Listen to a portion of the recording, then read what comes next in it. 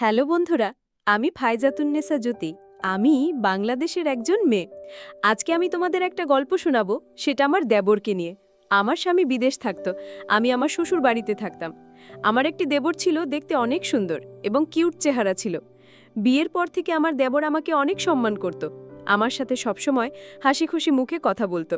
আমার স্বামী বিদেশ যাবার পর একদিন আমার দেবর, বন্ধুরা বাকিটা গল্পেই বলছি। বেশ কিছুদিন আগে আমার স্বামীর তৌফিকের সাথে পারিবারিকভাবে আমার বিয়ে হয়। তৌফিক ছিলেন শান্ত, ভদ্র আর আমাকে খুব যত্ন করতেন। আমিও তাকে মন থেকে ভালোবাসতাম। আমাদের সংসার ছিল ছোট্ট কিন্তু সুখে ভরা। প্রতিদিন সকালে তৌফিক আমার জন্য চা বানাতেন আর আমি তার জন্য তার পছন্দের নাস্তা তৈরি করতাম। আমরা একসঙ্গে হাসতাম, গল্প করতাম আর ভবিষ্যতে স্বপ্ন দেখতাম। আমাদের বিয়ের প্রথম বছরটা ছিল যেন একটা সুন্দর গল্প। তৌফিকের সাথে আমার প্রতিটি মুহূর্ত ছিল আনন্দে ভরা। আমরা একসঙ্গে বাজারে যেতাম, বন্ধুদের সাথে আড্ডা দিতাম আর কখনো কখনো শহরের বাইরে ছোট্ট ট্রিপে বেরিয়ে পড়তাম। তৌফিকের একটা স্বপ্ন ছিল একদিন আমাদের নিজেদের একটা ছোট্ট বাড়ি হবে, যেখানে আমরা আমাদের সুখের সংসার গড়ে তুলব। আমি তার স্বপ্নে বিশ্বাস করতাম, তার হাত ধরে সেই স্বপ্নের পথে হাঁটতাম। কিন্তু জীবন তো সব সময় একইভাবে চলে না। বিয়ের ১.৫ বছর পর তৌফিকের কাছে একটা বড় সুযোগ এলো। বিদেশে একটা নামী কোম্পানিতে তাকে ৫ বছরের জন্য চাকরির প্রস্তাব দেওয়া হলো। বেতন ছিল খুব ভালো আর এই চাকরি আমাদের ভবিষ্যতের জন্য অনেক কিছু বদলে দিতে পারত। আমি তৌফিককে বললাম, তুমি যাও, এটা তোমার স্বপ্ন পূরণের পথ, আমি এখানে ফাইন আছি। তৌফিক প্রথমে রাজি ছিলেন না, কিন্তু আমার বোঝানোর পর তিনি রাজি হলেন। তৌফিক বিদেশে চলে যাওয়ার আগের রাতে আমরা অনেকক্ষণ গল্প করলাম। তিনি আমার হাত ধরে বললেন, ভাইজা, আমি ফিরে এসে তোমার সাথে আরও সুন্দর জীবন গড়ব, তুমি আমার জন্য অপেক্ষা করবে না? আমি হেসে বললাম, তুমি সবসময় আমার মনে থাকবে। সেই রাতে আমরা একে অপরের সাথে অনেক কথা বললাম, অনেক স্বপ্নের কথা শেয়ার করলাম। পরদিন সকালে তৌফিক বিমানবন্দরের উদ্দেশ্যে রওনা দিলেন। আমি তাকে বিদায় জানাতে গিয়েছিলাম আর চোখের জলে তাকে ছেড়ে এলাম। তৌফিক চলে যাওয়ার পর আমার জীবনটা একটু একটু করে বদলে যেতে লাগলো। আমি আমার শ্বশুর বাড়িতে থাকতাম, যেখানে আমার দেবর তানরিমও থাকত। তানরিম ছিল তৌফিকের ছোট ভাই, খুবই মিশুক আর বন্ধুসুলভ। সে প্রায়ই আমার সাথে গল্প করত, আমাকে হাসাতো। আমি যখন একা বোধ করতাম, তখন সে এসে বলতো, ভাবি চলো না একটু বাইরে ঘুরে আসি। আমি প্রথমে তার সঙ্গে যেতে চাইতাম না, কিন্তু তার জেদের কাছে হার মানতাম। আমরা একসঙ্গে বাজারে যেতাম, কখনো কখনো কাছের কোনো রেস্টুরেন্টে খেতে যেতাম। তানরিমের সাথে সময় কাটানো আমার কাছে ধীরে ধীরে স্বাভাবিক হয়ে উঠল। একদিন সন্ধ্যায় বাড়ির ছাদে বসে গল্প করছিলাম। তানরিম বলে উঠল, ভাবি তুমি জানো, তুমি খুবই হাসি খুশি মানুষ। আমি হেসে বললাম, হাঁটাটাটা প্রশংসা কেন? সে মুচকি হেসে বলল, এমনি, তুমি হাসলে সবাই খুশি হয়। আমি তার কথা একটু লজ্জা পেলাম, কিন্তু মনে মনে ভালোও লাগলো। তানরিমের এই ছোট ছোট কথা আমার একাকী জীবনে একটু আনন্দ যোগ করছিল। তখনও আমি জানতাম না যে এই বন্ধুত্ব আমার জীবনকে কিভাবে প্রভাবিত করবে। তানরিমের সাথে আমার বন্ধুত্ব দিন দিন আরও গভীর হচ্ছিল। তৌফিক বিদেশে থাকায় আমার জীবনে একটা শূন্যতা তৈরি হয়েছিল, আর তানরিম সেই শূন্যতা পূরণ করছিল তার হাসি খুশি স্বভাব আর সঙ্গ দিয়ে। আমি তাকে আমার ছোট ভাইয়ের মতো দেখতাম, তার সাথে কাটানোর সময় আমাকে সান্ত্বনা দিত। আমি নিজেকে বোঝাতাম, এটা শুধুই বন্ধুত্ব, একটা পরিবারের সদস্য হিসাবে তার যত্নশীল আচরণ। প্রতিদিন সন্ধ্যায় তানরিম আমার সাথে সময় কাটাতো। আমরা একসঙ্গে রান্না করতাম, কখনো সিনেমা দেখতাম বা বাড়ির ছাদে বসে গল্প করতাম। তার গল্পগুলো এত মজার ছিল যে আমি হাসতে হাসতে পেটে খিল ধরে যেত। একদিন সে আমাকে বলল, ভাবি তুমি জানো, তুমি হাসলে সবার মন ভালো হয়ে যায়। আমি হেসে বললাম, তানরিম, তুমি সবসময় এমন কথা বলো কেন? আমি তো সাধারণ মানুষ। সে হাসল, ভাবি তুমি সাধারণ হলেও আমাদের পরিবারের জন্য তুমি খুব গুরুত্বপূর্ণ। তার কথায় মনটা আমার খুশিতে ভরে উঠল। এক সপ্তাহান্তে তানরিম বলল, ভাবি চলো না আমরা কাছাকাছি কোথাও ঘুরে আসি, তুমি সারাক্ষণ বাড়িতে থাকো, একটু বাইরের হাওয়া লাগবে। আমি একটু দ্বিধায় পড়লাম। তৌফিকের সাথে আমি অনেক ঘুরেছি, কিন্তু তার অনুপস্থিতিতে তানরিমের সঙ্গে বাইরে যাওয়া কেমন যেন অস্বস্তিকর মনে হলো। কিন্তু তানরিমের উৎসাহের কাছে হার মেনে আমি রাজি হলাম। আমরা কাছের একটা পার্কে গেলাম, যেখানে সবুজ গাছ আর ফুলের বাগান ছিল। পার্কে হাঁটতে হাঁটতে তানরিম আমাকে তার শৈশবের গল্প শোনাল। সে বলল কিভাবে সে আর তৌফিক ছোটবেলায় একসঙ্গে দুষ্টুমি করত। আমি হাসতে হাসতে বললাম, তোমার ভাইয়ের মতো তুমিও দুষ্টু ছিলে তাই না? সে হাসল, হয়তো একটু বেশি। আমরা একটা বেঞ্চে বসে আইসক্রিম খেলাম আর সূর্যাস্ত দেখলাম। সেই মুহূর্তে আমার মনটা হালকা হয়ে গেল। তানরিমের সঙ্গ আমাকে সত্যিই আনন্দ দিচ্ছিল। তৌফিকের সাথে আমার ফোনে নিয়মিত কথা হতো। তিনি আমাকে তার নতুন জীবন, কাজ আর বিদেশের অভিজ্ঞতার গল্প শোনাতেন। আমি তাকে আমার দিনের কথা বলতাম, তবে তানরিমের সাথে কাটানোর সময়ের কথা বেশি উল্লেখ করতাম না। কেন জানি এই মুহূর্তগুলো আমার কাছে খুব ব্যক্তিগত মনে হতো। তৌফিক আমাকে বলতেন, ফাইজা, তুমি ঠিক আছো তো? তানরিম তোমার খেয়াল রাখছে তো? আমি হেসে বলতাম, হ্যাঁ, সে খুব ভালো ছেলে। একদিন তানরিম আমাকে বলল, ভাবি, তুমি কখনো কক্সবাজার গেছো? জায়গাটা নাকি অনেক সুন্দর, চলো না আমরা একবার ঘুরে আসি। আমি অবাক হয়ে বললাম, কক্সবাজার? এত দূর? আমি কিভাবে যাব? তানরিম হেসে বলল, আমি আছি না, আমরা পরিবারের সবাই মিলে ঘুরতে যাব। আমি অনেক ভাবলাম, তৌফিকের অনুপস্থিতিতে এত দূর ভ্রমণে যাওয়া ঠিক হবে কিনা তা নিয়ে আমার মনে দ্বন্দ্ব ছিল। কিন্তু তানরিমের উৎসাহ আর পরিবারের সাথে যাওয়ার প্রস্তাব আমাকে রাজি করিয়ে দিল। আমরা কক্সবাজারের জন্য রওনা দিলাম। সমুদ্রের তীরে পৌঁছে আমার মনটা যেন উড়তে শুরু করল। তানরিম আমাকে সমুদ্রের ঢেউয়ের কাছে নিয়ে গেল, আর আমরা একসঙ্গে পানিতে পা ভিজিয়ে হাসলাম। সে বলল, ভাবি, দেখো, এই সমুদ্রের মতোই জীবন, বড় আর সুন্দর। আমি তার কথায় হেসে ফেললাম। তার কথাগুলো আমাকে ভাবিয়ে তুলছিল। আমরা সৈকতে বসে সূর্যাস্ত দেখলাম, আর আমার মনে একটা শান্তি কাজ করছিল। সেই রাতে হোটেলে ফিরে আমরা একসঙ্গে ডিনার করলাম। তানরিম আমাকে তার ভবিষ্যতের পরিকল্পনার কথা বলল, কিভাবে সে একদিন নিজের ব্যবসা শুরু করতে চায়। আমি মুগ্ধ হয়ে তার কথা শুনলাম। তার স্বপ্নের কথাগুলো আমাকে অনুপ্রাণিত করছিল। আমি নিজেকে বললাম, এটা শুধুই একটা ভালো বন্ধুত্ব, আমাদের পরিবারের মধ্যে একটা সুন্দর সম্পর্ক। কক্সবাজার থেকে ফিরে আসার পর আমার মনটা একটু হালকা হয়েছিল। তানরিমের সাথে কাটানো সেই দিনগুলো আমার জন্য একটা সুন্দর স্মৃতি হয়ে রইল। সমুদ্রের ঢেউ, আমাদের হাসি আর পরিবারের সাথে কাটানোর সময় এসব আমাকে নতুন করে উৎসাহ দিয়েছিল। আমি নিজেকে বোঝাতাম যে তানরিম আমার পরিবারের একজন, আমার ছোট ভাইয়ের মতো, আর তার সঙ্গ আমাকে একাকী সময় সাহস দিচ্ছে। বাড়ি ফিরে এসে আমরা আমাদের স্বাভাবিক রুটিনে ফিরে গেলাম। তানরিম প্রতিদিনের মতোই আমার সাথে সময় কাটাতো, গল্প করত। তার হাসি খুশি স্বভাব আমাকে সবসময় আনন্দ দিত। একদিন সকালে আমি রান্নাঘরে নাস্তা তৈরি করছিলাম। তানরিম এসে বলল, ভাবি, আজ আমি তোমার জন্য কিছু রান্না করব, তুমি শুধু বসে দেখো। আমি হেসে বললাম, তুমি রান্না? ঠিক আছে, দেখি তোমার কত ক্ষমতা। তানরিম সত্যি রান্নাঘরে ঢুকে পড়ল।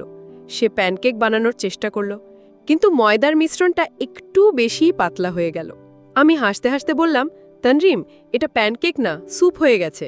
সে লজ্জা পেয়ে হাসল আর বলল, ঠিক আছে ভাবি, তুমি আমাকে শিখিয়ে দাও। আমরা একসঙ্গে রান্নাঘরে হাসাহাসি করে প্যানকেক বানালাম। সেই মুহূর্তে আমার মনে হলো, তানরিমের সাথে এই ছোট ছোট সময়গুলো আমার জীবনে আনন্দ যোগ করছে। তৌফিকের সাথে আমার ফোনে নিয়মিত কথা হতো, তবে তিনি তার কাজে ব্যস্ত থাকায় আমাদের কথা কখনো কখনো সংক্ষিপ্ত হতো। আমি তাকে আমার দিনের কথা বলতাম, কিন্তু তানরিমের সাথে কাটানো সময়ের কথা বেশি উল্লেখ করতাম না। এগুলো আমার কাছে পরিবারের সাথে কাটানো সাধারণ মুহূর্ত মনে হতো। একদিন তৌফিক ফোনে বললেন, ফাইজা, তুমি একটু চুপচাপ মনে হচ্ছ, কিছু হয়েছে? আমি দ্রুত বললাম, না না, আমি ঠিক আছি, শুধু একটু ক্লান্ত। আমি চাইতাম তৌফিকের সাথে আমার সম্পর্ক আগের মতোই থাকুক। এক সন্ধ্যায় তানরিম আমাকে বলল, ভাবি, চলো আমরা একটু ছাদে বসি, আজ আকাশটা খুব পরিষ্কার, অনেক তারা দেখা যাচ্ছে। আমরা ছাদে গিয়ে বসলাম। তানরিম তার ফোনে একটা গান বাজালো, আর আমরা তারার দিকে তাকিয়ে গল্প শুরু করলাম। সে বলল, ভাবি, তুমি জানো, আমি তোমার সাথে এই সময়গুলো কাটাতে খুব ভালোবাসি। তুমি আমাদের পরিবারের একটা গুরুত্বপূর্ণ অংশ। আমি তার দিকে তাকিয়ে হাসলাম আর বললাম, তানরিম, তুমিও আমার জন্য অনেক কিছু করো। তার কথায় আমার মনটা হালকা হয়ে গেল। দিনগুলো এভাবেই কাটতে লাগলো। তানরিম আমার জীবনের একটা সহায়ক অংশ হয়ে উঠছিল। আমরা একসঙ্গে বাজারে যেতাম, কখনো কাছের কোনো ক্যাফেতে বসে কফি খেতাম। একদিন বাজার থেকে ফেরার পথে বৃষ্টি শুরু হলো। আমরা দৌড়ে কাছের একটা দোকানের শেডের নিচে আশ্রয় নিলাম। তানরিম তার জ্যাকেটটা আমার মাথার উপর ধরল যাতে আমি ভিজে না যাই। আমি বললাম, তুমি কেন এত খেয়াল রাখো আমার? সে হেসে বলল, কারণ তুমি আমাদের পরিবারের একজন ভাবি। তার কথায় আমি হাসলাম। তার যত্ন আমাকে পরিবারের উষ্ণতা অনুভব করাচ্ছিল। একদিন সন্ধ্যায় তানরিম আমাকে বলল, ভাবি, আমি একটা জিনিস বলতে চাই। আমি অবাক হয়ে বললাম, কি বলতে চাও? সে একটু ইতস্তত করে বলল, তুমি আমাদের পরিবারে এসে সবাইকে একসঙ্গে বেঁধে রেখেছ। আমি তোমার সাথে সময় কাটালে খুব ভালো লাগে। আমি হেসে বললাম, তানরিম, তুমি আমার দেওর, তুমি তো আমার খেয়াল রাখবেই। সে মুচকি হেসে বলল, হ্যাঁ তা ঠিক। তার কথাগুলো আমাকে পরিবারের প্রতি আরও কৃতজ্ঞ করে তুলল। তানরিমের সাথে আমার সম্পর্ক ছিল একটা শক্তিশালী বন্ধুত্ব, পরিবারের মধ্যে একটা সুন্দর সংযোগ। আমি নিজেকে মনে করিয়ে দিতাম যে আমি তৌফিকের স্ত্রী, আর আমার জীবনে তৌফিকই আমার প্রধান অগ্রাধিকার। তানরিম আমাকে পরিবারের একজন হিসেবে সাহস আর আনন্দ দিচ্ছিল, আর আমি তার এই যত্নের জন্য কৃতজ্ঞ ছিলাম। আমি জানতাম আমার এই পথটা পরিবারের ভালোবাসা আর সমর্থনের মধ্যে দিয়েই এগিয়ে যাবে। তানরিমের সাথে আমার সময় কাটানো যেন আমার জীবনের একটা সুন্দর অংশ হয়ে উঠেছিল। তার সঙ্গে কাটানো প্রতিটি মুহূর্ত আমাকে আনন্দ দিত, আর আমি আমার পরিবারের এই সমর্থনের জন্য কৃতজ্ঞ ছিলাম। আমি তৌফিকের স্ত্রী, এবং আমার হৃদয় সবসময় তার জন্যই ছিল। তানরিম আমার জন্য একজন ছোট ভাইয়ের মতো, যে আমার একাকী সময়ে আমাকে সঙ্গ দিচ্ছিল। একদিন সকালে তানরিম আমাকে বলল, ভাবি, আজ আমরা কোথাও ঘুরতে যাব না, বাড়িতেই একটা মজার দিন কাটাবো। আমি অবাক হয়ে বললাম, মজার দিন মানে? কি প্ল্যান করেছো তুমি? সে হেসে বলল, দেখোই না, সারপ্রাইজ। সে আমাকে রান্নাঘরে নিয়ে গেল, যেখানে সে ইতিমধ্যে কেক বানানোর সব উপকরণ সাজিয়ে রেখেছিল। আমি হেসে বললাম, তানরিম, তুমি আবার কেক বানাবে? প্যানকেকের পর এবার কেক? সে হাসল। এবার আমি হারব না ভাবি, তুমি আমাকে হেল্প করবে। আমরা একসঙ্গে কেক বানানো শুরু করলাম। তানরিম ময়দা মাখতে গিয়ে তার মুখে ময়দা লাগিয়ে ফেলল, আর আমি হাসতে হাসতে তাকে টিস্যু দিয়ে মুখ পরিষ্কার করে দিলাম। সে বলল, ভাবি, তুমি না থাকলে আমি তো পুরো বেকারি নষ্ট করে ফেলতাম। আমরা হাসাহাসি করে কেক বানালাম, আর যখন কেক ওভেন থেকে বের হলো তখন দেখলাম সেটা সত্যিই সুন্দর হয়েছে। আমরা একসঙ্গে কেক কেটে খেলাম, আর তানরিম বলল, এটা আমাদের প্রথম কেক ভাবি, এটা আমাদের পরিবারের জন্য একটা স্মৃতি। আমি তার দিকে তাকিয়ে হাসলাম, তার উৎসাহ আমাকে আনন্দ দিচ্ছিল। তৌফিকের সাথে আমার ফোনে কথোপকথন কমে আসছিল। তিনি তার কাজে এত ব্যস্ত থাকতেন যে আমাদের কথা বলার সময় কমে গিয়েছিল। আমি তাকে আমার দিনের কথা বলতাম, তবে তানরিমের সাথে কাটানো সময়ের কথা বেশি উল্লেখ করতাম না। আমি চাইতাম আমাদের কথোপকথন পরিবারের সাধারণ বিষয় নিয়ে হোক। একদিন তৌফিক ফোনে বললেন, ফাইজা, তুমি একটু দূরে দূরে মনে হচ্ছ, আমি কি কিছু ভুল করেছি? আমি তাড়াতাড়ি বললাম, না তৌফিক, তুমি কিছু ভুল করনি, আমি শুধু একটু ব্যস্ত ছিলাম। আমি আমার স্বামীর সাথে আমার সম্পর্ককে আরও শক্তিশালী করতে চাইতাম। একদিন বিকেলে তানরিন আমাকে বলল, ভাবি, চলো আমরা একটা পুরনো ছবি দেখি। আমরা একসঙ্গে একটা পুরনো বাংলা সিনেমা দেখতে বসলাম। ছবিটা ছিল একটা পারিবারিক গল্প, আর আমরা দুজনেই ছবির মজার দৃশ্যগুলো উপভোগ করলাম। ছবি শেষ হলে তানরিম বলল, ভাবি, এই ধরনের পারিবারিক গল্পগুলো সত্যি অনুপ্রেরণাদায়ক। আমি হেসে বললাম, হ্যাঁ, জীবনে পরিবারের সমর্থন অনেক গুরুত্বপূর্ণ। সে হাসল, তুমি ঠিক বলেছ ভাবি, আমাদের পরিবারও তো এমনই। তার কথায় আমার মনটা হালকা হয়ে গেল। এক সন্ধ্যায় আমরা বাড়ির কাছের একটা ছোট বাজারে গিয়েছিলাম। ফেরার পথে তানরিম হঠাৎ থেমে বলল, ভাবি, আমি তোমাকে একটা জিনিস দিতে চাই। সে তার পকেট থেকে একটা ছোট্ট ফুলের গাছের চারা বের করে বলল, এটা আমি তোমার জন্য এনেছি, তুমি এটা বাড়িতে লাগাবে আর আমাদের পরিবারের স্মৃতির কথা মনে রাখবে। আমি চারাটা হাতে নিয়ে বললাম, তানরিম, তুমি সত্যিই অনেক ভাবো আমাদের পরিবারের কথা। সে হাসল, তুমি আমাদের পরিবারের একটা গুরুত্বপূর্ণ অংশ ভাবি। তানরিমের এই ছোট ছোট কাজ, তার কথা, তার হাসি আমাকে পরিবারের উষ্ণতা অনুভব করাচ্ছিল। আমি নিজেকে মনে করিয়ে দিতাম যে আমি তৌফিকের স্ত্রী, আর আমার জীবনে তৌফিকই আমার প্রধান অগ্রাধিকার। তানরিম আমার জন্য একজন ছোট ভাইয়ের মতো, যে আমার একাকী সময়ে আমাকে সঙ্গ দিচ্ছিল। আমি তার এই যত্নের জন্য কৃতজ্ঞ ছিলাম। আমার মন জানত আমার জীবন পরিবারের ভালোবাসা আর সমর্থনের মধ্য দিয়ে এগিয়ে যাবে। আমি চাইতাম আমার পরিবারের সাথে আমার এই বন্ধন আরও শক্তিশালী হোক। তানরিমের সাথে আমার সময় কাটানো আমার জীবনের একটা গুরুত্বপূর্ণ অংশ হয়ে উঠেছিল। তার হাসি খুশি স্বভাব, তার ছোট ছোট যত্ন আমাকে পরিবারের উষ্ণতা অনুভব করাচ্ছিল। আমি তৌফিকের স্ত্রী, এবং আমার হৃদয় সবসময় তার জন্যই ছিল। তানরিম আমার জন্য একজন ছোট ভাইয়ের মতো, যে আমার একাকী সময় আমাকে সঙ্গ দিচ্ছিল। আমি নিজেকে মনে করিয়ে দিতাম যে আমাদের সম্পর্ক শুধুই পরিবারের মধ্যে একটা সুন্দর বন্ধন। একদিন সকালে তানরিম আমাকে বলল, ভাবি, চলো আজ আমরা একটা নতুন জায়গায় যাই, কাছে একটা লেক আছে, ওখানে অনেক শান্তি। আমি একটু ইতস্তত করলাম, কিন্তু তার উৎসাহের কাছে হার মানলাম। আমরা পরিবারের কয়েকজনের সাথে লেকের ধারে গেলাম, যেখানে চারপাশে সবুজ গাছ আর পানির শান্ত ঢেউ ছিল। আমরা একটা বেঞ্চে বসে গল্প শুরু করলাম। তানরিম বলল, ভাবি, তুমি জানো আমি ছোটবেলায় এখানে ভাইয়ের সাথে অনেকবার এসেছি। আমি হেসে বললাম, তোমার আর তৌফিকের অনেক স্মৃতি আছে, তাই না? সে হাসল, হ্যাঁ, আর এখন আমাদের পরিবারের সাথে এই স্মৃতিগুলো আরও সুন্দর হচ্ছে। তানরিমের কথায় আমার মনটা হালকা হয়ে গেল। আমরা লেকের ধারে হাঁটলাম আর সে আমাকে তার ভবিষ্যতের পরিকল্পনার কথা বলল। সে বলল সে একদিন নিজের একটা ছোট ব্যবসা শুরু করতে চায়, যেখানে সে তার সৃজনশীলতা কাজে লাগাতে পারবে। আমি মুগ্ধ হয়ে তার কথা শুনলাম। তার স্বপ্নে একটা আলো ছিল যা আমাকে অনুপ্রাণিত করছিল। আমি বললাম, তানরিম, তুমি যা চাও তা পাবে। তোমার এই জেদ আর উৎসাহ আমাকে অনেক ভালো লাগে। সে হাসল। তোমার কথায় আমার আরও ভরসা পাওয়া যায় ভাবি। তৌফিকের সাথে আমার কথা কিছুটা কমে গিয়েছিল। তিনি তার কাজে ব্যস্ত থাকতেন আর আমাদের কথা বলার সময় কমে গিয়েছিল। তিনি ফোনে বারবার জিজ্ঞেস করতেন, ফাইজা, তুমি ঠিক আছো তো? আমি বলতাম, হ্যাঁ, আমি ঠিক আছি। আমি তাকে আমার দিনের কথা বলতাম, তবে পরিবনের সাধারণ মুহূর্তগুলোই বেশি শেয়ার করতাম। আমি চাইতাম আমাদের সম্পর্ক আগের মতোই থাকুক। একদিন বিকেলে তানরিম আমাকে বলল, ভাবি, চলো আমরা একটা ছোট পিকনিক করি, পরিবারের সবাই মিলে। আমি তার উৎসাহ দেখে রাজি হয়ে গেলাম। আমরা বাড়ির পাশের একটা পার্কে গেলাম, যেখানে আমরা একটা মাদুর বিছিয়ে বসলাম। তানরিম তার ব্যাগ থেকে কিছু খাবার বের করল, ঘরে বানানো স্যান্ডউইচ আর ফল। আমরা খেতে খেতে গল্প করলাম। সে বলল, ভাবি, তুমি জানো, আমি যখন আমাদের পরিবারের সাথে এমন সময় কাটাই, তখন আমার মনে হয় আমরা সবাই একসাথে অনেক শক্তিশালী। আমি হাসলাম। তানরিম, তুমি সবসময় এমন কথা বলো কেন? সে হাসল, কারণ আমাদের পরিবার আমার কাছে অনেক গুরুত্বপূর্ণ। সেই মুহূর্তে আমি আমার পরিবারের প্রতি কৃতজ্ঞতায় ভরে গেলাম। আমি তানরিমকে বললাম, তানরিম, তুমি আমাদের পরিবারের জন্য অনেক কিছু করো। আমরা সবাই একসাথে আছি, এটাই তো ভালো, তাই না? সে হাসল, হ্যাঁ ভাবি, তুমি ঠিক বলেছ। আমি শুধু চাই তুমি সবসময় হাসি খুশি থাকো। পিকনিক থেকে ফেরার পথে আমার মনটা হালকা হয়ে গেল। আমি বুঝতে পারছিলাম তানরিম আমাদের পরিবারের একজন গুরুত্বপূর্ণ সদস্য, যে আমাকে এই সময়ে সাহস দিচ্ছিল। আমি তৌফিকের কথা ভাবলাম, আর আমার মনে তার প্রতি ভালোবাসা আরও গভীর হলো। আমি নিজেকে মনে করিয়ে দিলাম যে আমি তৌফিকের স্ত্রী এবং আমার পরিবারই আমার সবচেয়ে বড় শক্তি। সে রাতে আমি তৌফিকের দেওয়া একটা পুরনো চিঠি পড়লাম, যেখানে সে লিখেছিল, ফায়েজা, তুমি আমার জীবনের সবচেয়ে বড় সুখ। আমার চোখ ভিজে গেল। আমি জানতাম আমি তৌফিককে ভালোবাসি। তানরিম আমার জন্য একজন সহায়ক দেবর, যে আমাকে পরিবারের মধ্যে আনন্দ দিচ্ছিল। আমি আমার পরিবারের সাথে আমার এই বন্ধনকে আরও শক্তিশালী করতে চাইতাম। আমি জানতাম আমার জীবনেই ভালোবাসার সমর্থনের মধ্যে দিয়ে এগিয়ে যাবে। তানিমের সাথে আমার সময় কাটানো আমার জীবনের একটা সুন্দর অংশ হয়ে উঠেছিল। তার হাসি খুশি স্বভাব আর তার ছোট ছোট যত্ন আমাকে পরিবারের উষ্ণতা অনুভব করাচ্ছিল।